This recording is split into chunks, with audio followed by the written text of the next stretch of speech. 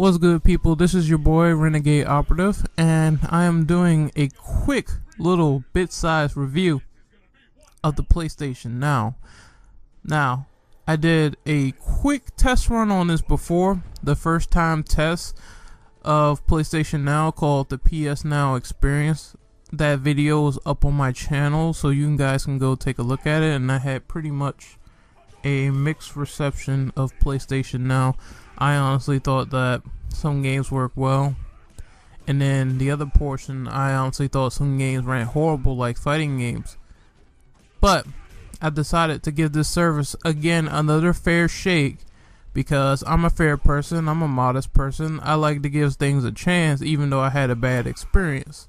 So let's get into the introduction of things. What specifically is PlayStation Now? Well, PlayStation Now is a streaming based video game service to stream all sorts of games like PS3, PS2, and PS1 on a cloud-based service known as Gaikai. Gaikai was inhabited by Sony Computer Entertainment in 2012, and the summation of all this is how Gaikai is implemented with things like remote play, where if you want to play from your console to your PS Vita as a screen, for instance, you can do that via remote play, and Gaikai works particularly in large part with the PSNow experience.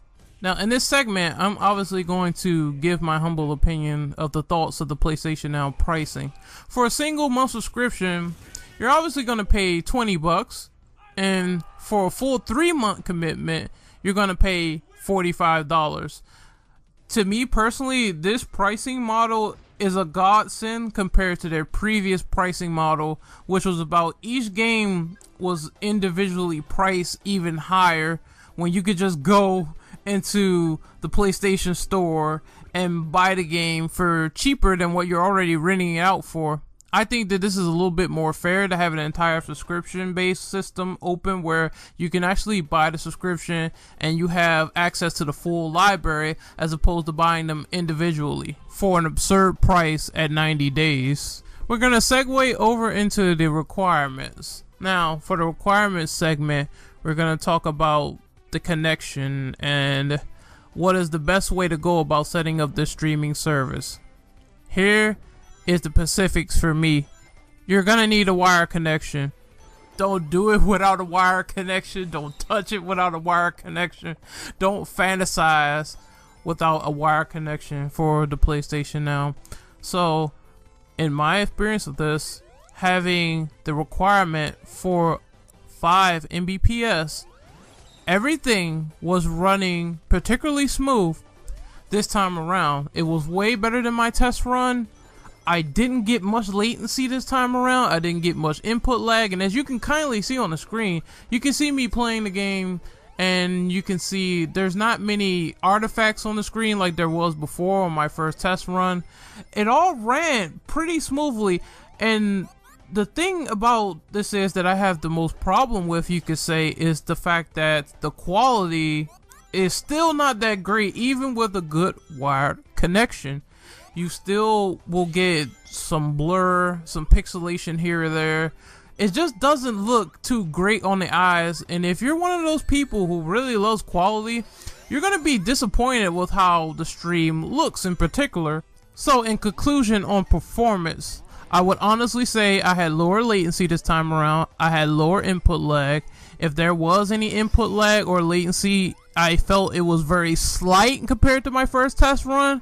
And then my biggest gripe is that the quality of the streaming service is not really too particularly high. So you might get some pixelization on the screen, you might get some blur, you might get some washed out colors. But overall, playing PlayStation Now with a better optimal wire connection honestly played amazingly well, and I highly recommend at least giving it a try if you meet above those requirements. So what do I think about the available titles that they have for PlayStation Now? Well, I'm going to be honest, they have a lot of last gen titles from the PS3.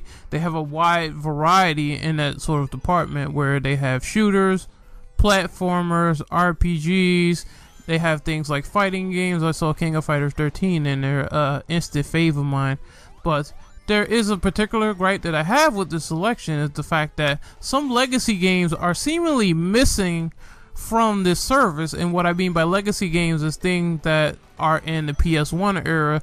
What about things that's in the PS2 era? When I look back at these things and I look at the implementations that Sony has made in the past, where they decided to just bring out PS3s and exclude backwards compatibility from the PS2 from them, and then try to redistribute those PS2 games on PSN, then it is a dire need to have those legacy titles there, because I feel that they should make some sort of amends as to why they did that. At least give us our favorite titles from the previous gens that we cannot play on backwards compatibility, because you took that away from us.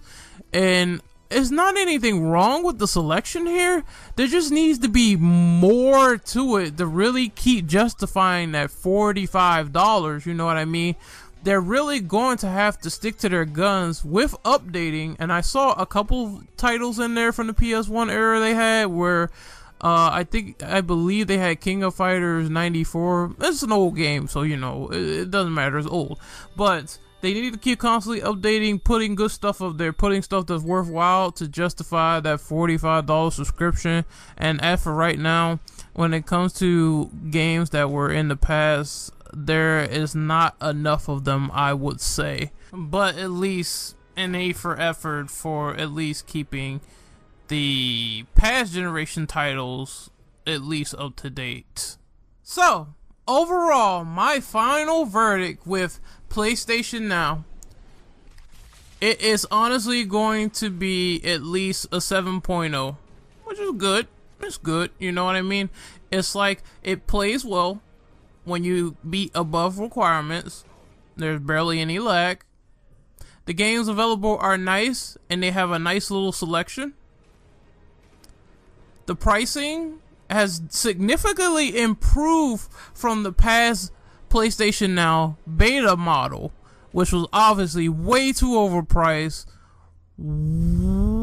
way too much money for a rental, when I could just go and like buy the game and it'll be significantly less than what I'm renting it out for.